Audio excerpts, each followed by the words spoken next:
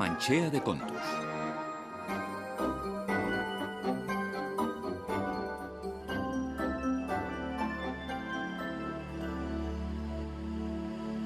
Esta é a historia dun emperador tan presumido que acabou sendo o bufón de todo o mundo. Houbo unha vez un emperador que vivía nun país moi afastado, máis afastado ca Cochinchina. Era tan presumido que pasaba o día probando traxes e sombreiros, capas e coroas diante dos centenares de espellos que ordenara colocar por todos os recunchos do palacio. Mirade se era presumido, que cada día do ano estrenaba unha peza de roupa.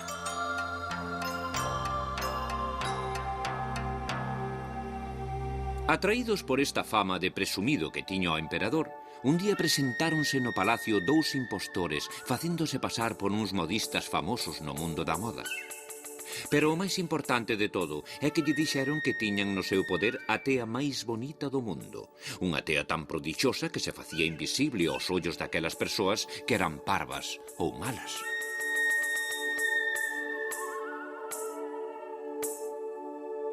Cando a nova chegou aos oídos do emperador, ordenou inmediatamente que lle fixesen un traxe con aquela tea fabulosa que se facía invisible.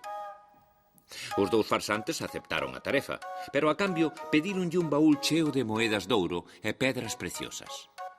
Así pois, en canto recibiron os cartos, comezaron a finxir que cosían. Pero nas súas mans non había nada.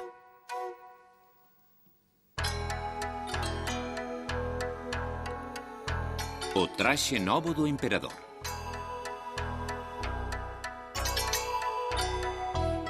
Ao cabo duns cantos días, o emperador chamou un dos seus axudantes de cámara e ordenoulle: Vai mirar como vai todo, pero volve de seguida para explicarmo, que morro de gana de ver como me queda o traxe novo. O home foi ao taller onde traballaban os farsantes e quedou de pedra cando os dous personaxes o levaron ante un manequín que estaba completamente nu, sen unha triste peza de roupa que o tapase un chisquiño. Non vos parece magnífico? Preguntou un dos impostores. O pobre axudante de cámara non vía traxe ningún, pero como lle daba medo quedar como a un parvo ou como a unha mala persoa, contestou: É precioso! Eu diría que é un traxe insuperable, extraordinario. E así mesmo yo hei dicir ao emperador. O criado volveu correndo ante o emperador para contarlle as boas novas. Maxestade, dixo, con este traxe seredes sen dúbida o home máis elegante do planeta. Non podedes imaginar que bonito é o traxe. Serede a sensación do reino, a oitava maravilla do mundo.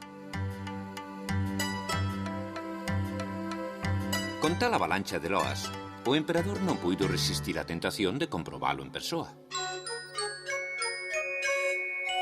É claro, o emperador tampouco viu ningún traxe que cubrise o manequín.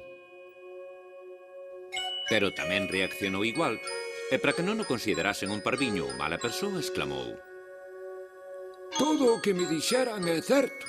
É un traxe maravilloso digno de min. Quero estrear a semana que ven para a festa grande. E os dous xastres falsos, mentres se esforzaban en aguantar a risa, comprometéronse a telo acabado. Pero dixéronlle ao emperador que tiña que ter en conta que traballar con tantas presas era máis caro, e sen dubidalo ningún chisco, pedíronlle máis moedas de ouro e máis pedras preciosas. Por fin chegou a festa grande. Aquel día de mañanciña, os dous xastres mentireiros presentáronse nas dependencias do emperador. Fixeron espirse e finxiron que o vestían co traxe inexistente. Maravilloso! E o estampado é elegantísimo, dixo o primeiro. O talle é perfecto, vaille como un guante, encadiu o segundo.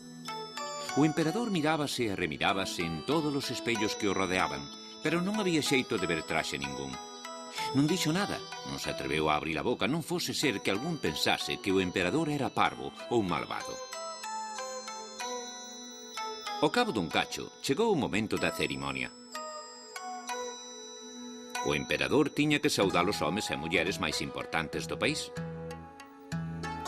Os paxes que o acompañaban finxiron collerlle a cola do traxe e así, espido como viñera ao mundo, presentouse ante a multitude que se amontoaba para ver o famoso traxe do emperador.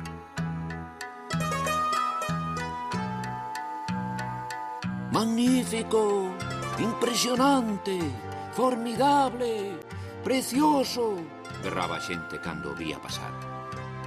El morría de frío, pero disimulaba moi ben, convencido de que todo o mundo, menos el, era capaz de ver o traxe. A farsa durou un cacho grande. Ninguén se atrevía a dicir nada para non quedar como un parvo ou unha mala persoa. E así foi ata que unha nena pequena dixo: Pero se non leva nada enriba.